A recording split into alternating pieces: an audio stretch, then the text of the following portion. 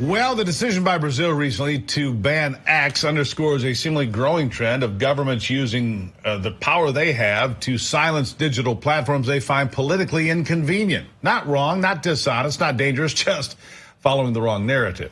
The ramifications of this will extend far beyond Brazil. If X is removed from app stores, it could signal to other governments they too can pressure and bully tech giants into compliance with their orders, with their initiative. Yeah, we've already seen it happen in our own country.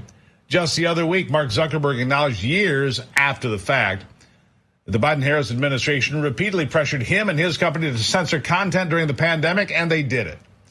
This ban on X in Brazil is leaving many questions for the future of online free speech, that's for sure. Here with me to discuss this is the Vice President and General Counsel for NetChoice and a professor of internet law at George Mason University's Scalia Law School, Carl Szabo. Carl, nice to have you back. Look, Brazil violated its own constitution, its own laws. Its Supreme Court upheld it anyway.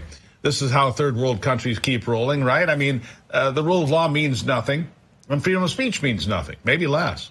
What do you say? Yeah, what we're seeing is a terrifying trend. Let's be clear. Governments hate free speech because it allows people like you, people like me, people like everyone watching this show to voice their opinions, to voice their disgust, to voice their celebration with what is going on in the government. Basically, the government can no longer control the narrative.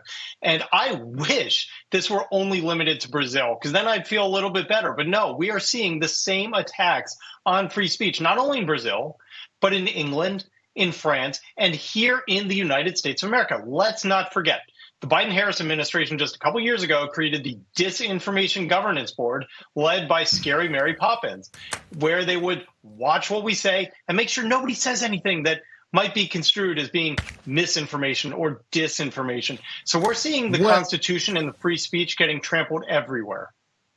And Carl, I heard Tim Walz on tape say there's no absolute right to free speech when it comes to misinformation and hate speech. Yeah, Tim, there is. It's right here. It's easy reading. It's called the First Amendment. There is an absolute right to free speech, to the freedom of thought and expression. There's an absolute right.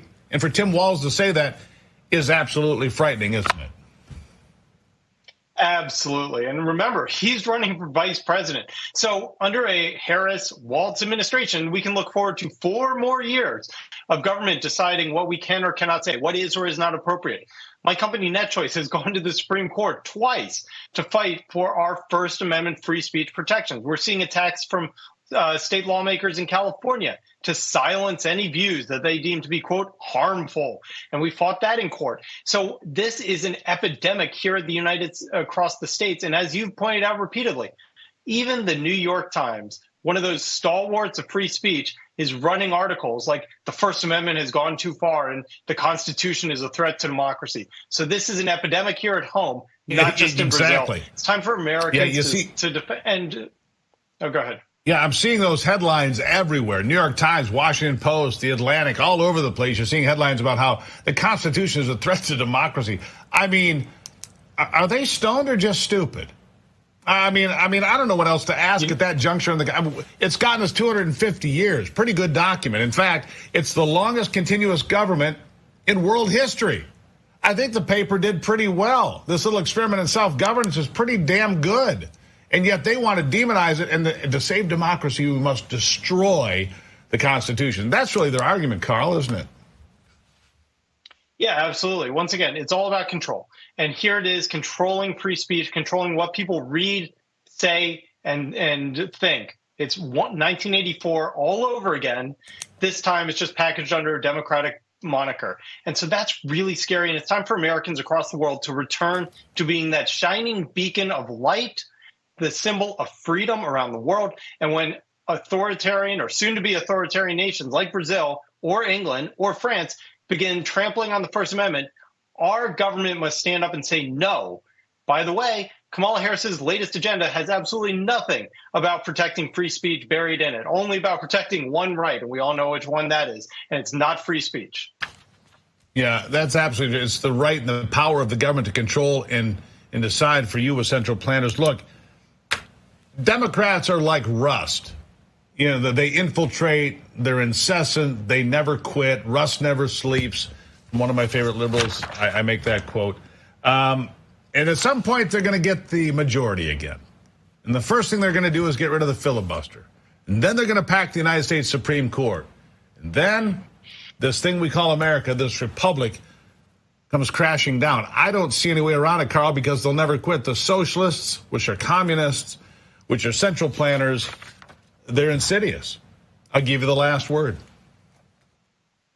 Yeah, so we've got legislation that passed the House along party lines saying if you're a government employee and use your position for political purposes to censor stuff online, you're fired. President Trump just said the same thing. So we need to make sure that left, right, or center, every American knows that the government employees work for Americans, not just the Democratic Party.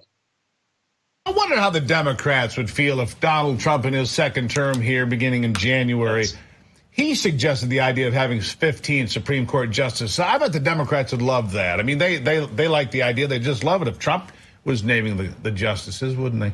Probably not. Carl, thank you as always. Thank you.